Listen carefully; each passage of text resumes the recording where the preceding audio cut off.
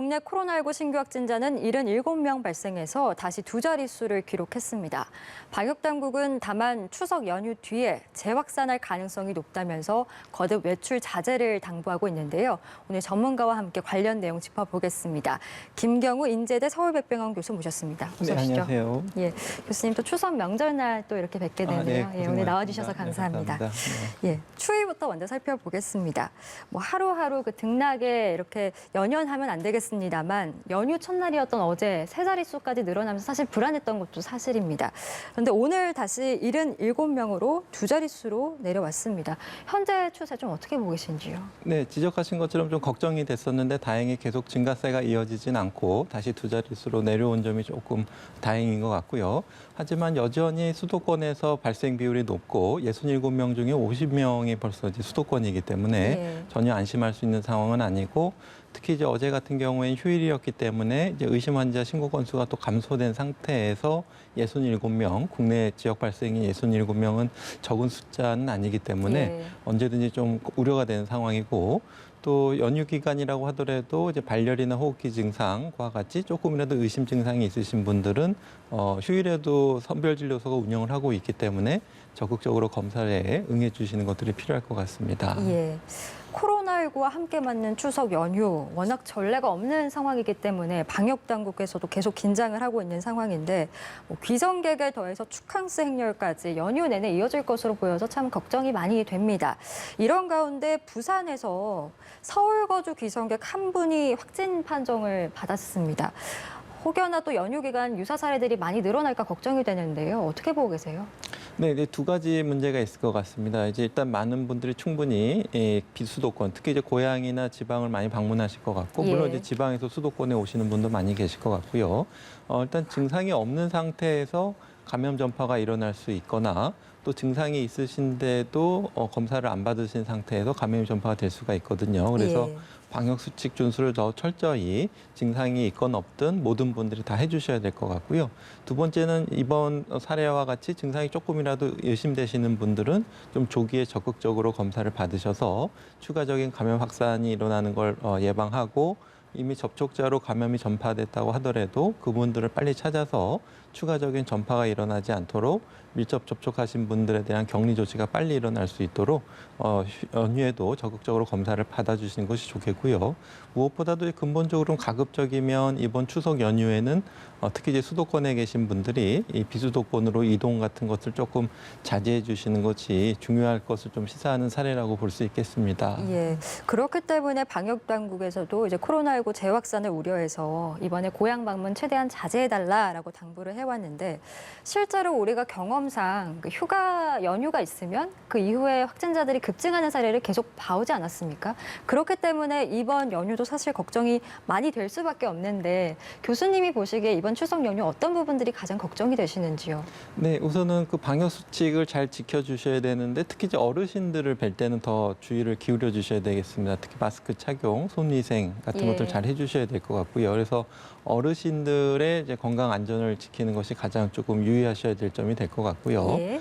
또 이제 지적하신 것처럼 연휴를 통해서 특히 이제 4월 말 5월 초 같이 젊은 분들 위주로 이제 이태원 클럽 같이 이 젊은 분들 위주로 감염이 확산되어 있다가 그것이 나중에 지역사회라든가 다중이용시설 그리고 뭐 요양병원이나 요양원, 병원과 같이 또 취약계층이 단체 생활을 하는 그런 곳으로 집단 감염이 또 이어질 수가 있기 때문에 예. 젊으신 분이라고 하더라도 최대한 이번 연휴에는 방역 수칙을 잘 지켜주시고 가급적이면 마스크를 벗고 만나는 모임, 그러니까 뭐 뭘 드신다든지 하는 것들은 좀 최대한 자제해 주시는 것이 좀 필요할 것 같고요. 예. 또 이제 아무래도 이제 같이 그동안 같이 생활하셨던 동거 가족 위주로 이제 보내시는 것이 좋겠고 실내 생활 시간이 좀 많아지기 때문에 물론 실내에서 여러 가지 하실 수 있는 일거리들을 좀 찾아보시는 것도 좋을 것 같고요. 예.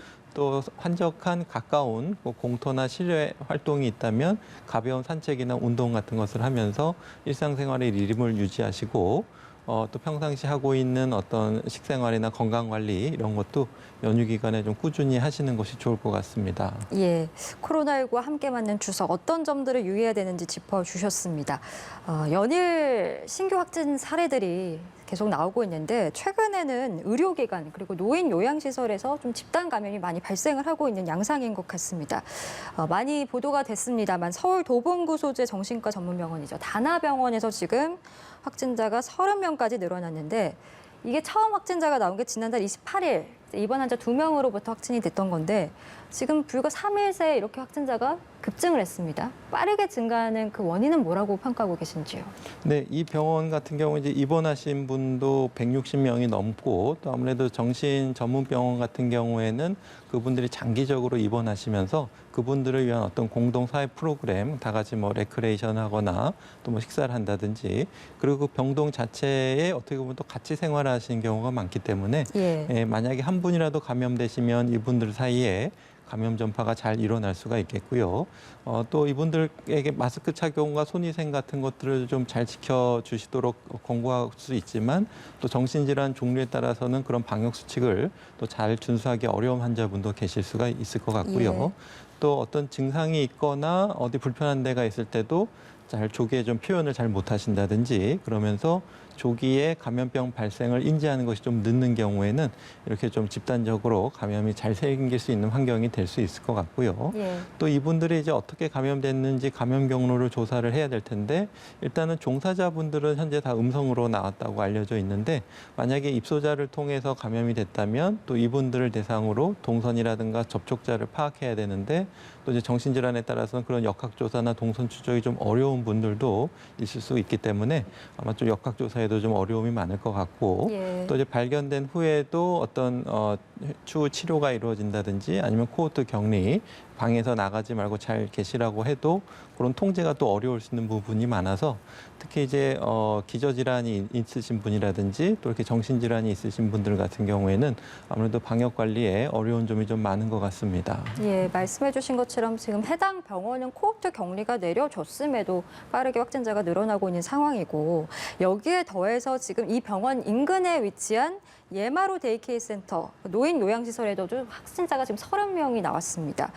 다나병원과 그 연관성을 좀 추정해 본다면 도보로 1분 거리에 있다라는 건데 역학조사가 더 이뤄져 봐야 되겠습니다만 감염이 이 경로를 통해서 이루어졌을 수도 있다라고 우리가 추정해 볼 수 있겠습니까? 어떻게 보세요? 네, 일단 가까운 지역사회에 가까운 거리에 있다면은 연결고리가 많을 거라고 추정하는 것이 충분히 합리적인데요. 그렇기 때문에 만약에 이루어졌다면 데이케어 센터 같은 경우에는 이제 좀 인지 기능 장애가 있다든지 이런 어르신들이 이제 주간에 주로 이제 보호를 하면서 뭐 식사도 하시고 여러 가지 프로그램이 이루어지는 거기 때문에 그리고 이제 다나병원 같은 경우에도 이제 장기 입원하시는 분들이 많아서 이분들 환자분들 간에 어떤 동선이 많이 섞일 가능성은 많아 보이진 않지만 어떤 환자분들 간에 이제 방문이 겹치시는 분들이 있는지 아니면 그 시설에 직접 겹치진 않지만 다중이용시설 근처에 식당이라든가 뭐 마트라든가 다중이용시설에 어떤 확진자의 동선이 겹치는 부분이 있는지 이런 것들에 대한 확인이 좀 필요할 것 같은데요.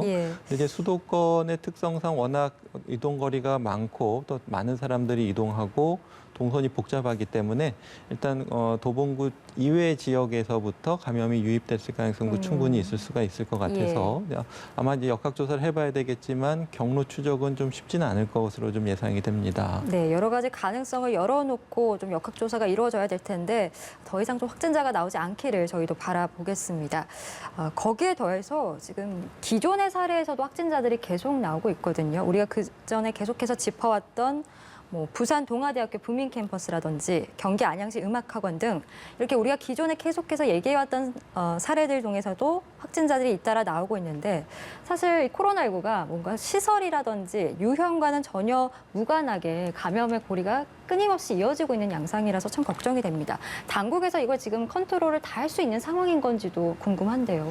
네, 맞습니다. 그래서 확진자가 너무 갑자기 늘어나고 또 동선이 워낙 넓고 다양하고 또 불특정 다수의 접촉자가 너무 많고 그런 경우에는 말씀하신 것처럼 방역 당국에서 다 일일이 접촉 조사를 다 하기 어려운 부분이 상당히 많고요.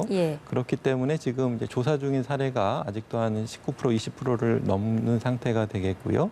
또 이제 분류한 경우에는 이제 선행 확진자 접촉 사례, 또 집단 발병 사례 이렇게 분류를 하고 있는데 또 보게 되면 집단 발병을 통해서 또 방역 당국의 감염 감시망을 벗어난 사례 중에서 감염 경로 미상 환자가 또 발생할 수가 있겠고 예. 또 그분들은 통해서 또 감염이 또 가족들에게 잘 일어나기 때문에 또 선행 확진자 접촉 사례가 이렇게 끊임없이 이어지는 이 세 가지 분류 사례가 또 혼동돼서 얼마든지 감염이 이어질 수가 있겠고요.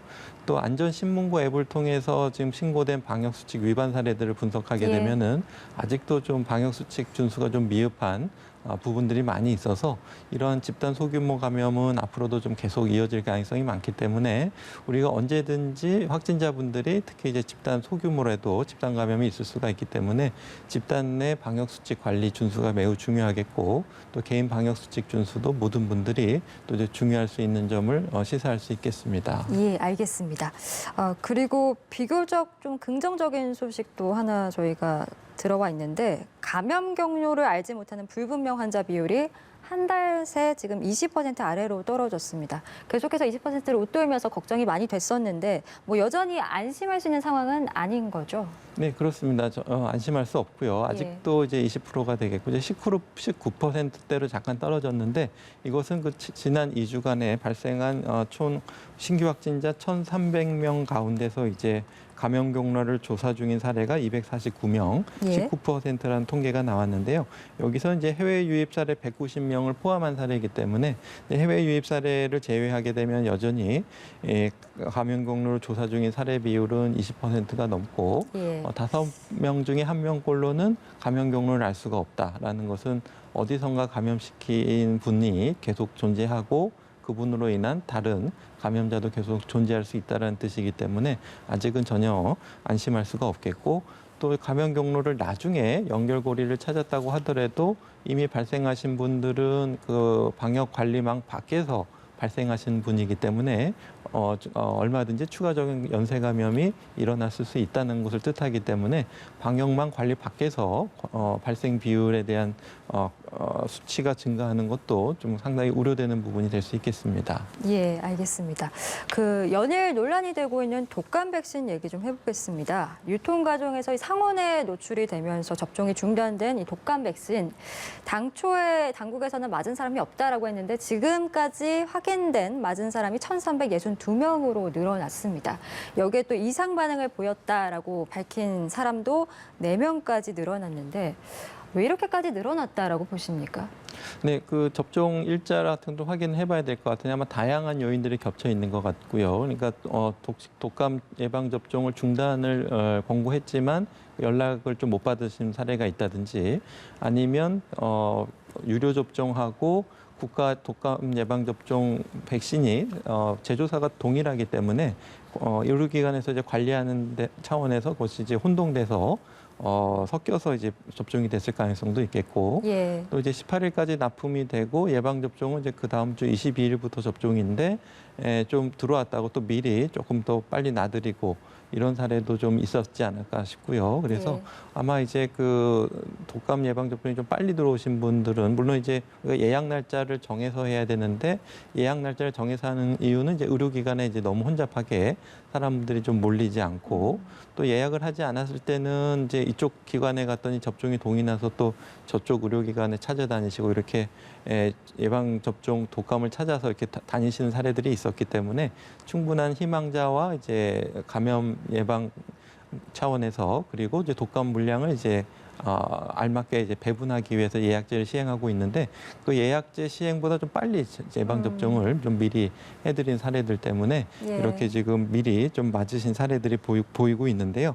근데 이 사례들들 중에는 이제 상온에 노출됐을 것이 의심되는 독감 백신 접종도 있고 또 이제 해당 국가 독감 예방 접종 물량이지만 다른 경로로 그러니까 상온에 노출되지 않고 또 접종된 사례도 있기 때문에 상온 노출 의심되는 예. 백신까지 포함된 숫자로 보입니다. 그래서 아직까지 이제 어느 정도 부작용이 발생되는지 사례에 대한 모니터링이 필요할 텐데 일반적으로 상온에 노출되지 않은 백신이라고 하더라도 이제 일정 비율에서는 부작용이 있을 수가 있는 부분이라서 예. 이제 상온 노출이 의심되는 백신 그리고 상온 노출이 없었던 백신 간의 어떤 부작용의 발생 비율에 대한 비교 이런 것들은 추후 분석이 필요할 것 같은데요.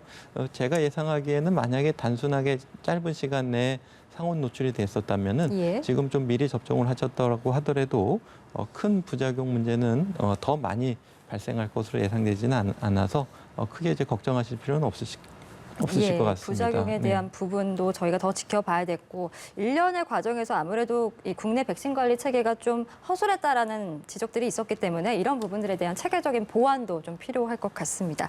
오늘 코로나19 소식은 김경우 인제대 서울백병원 교수 모시고 함께 이야기 나눠봤습니다. 말씀 고맙습니다. 네, 감사합니다.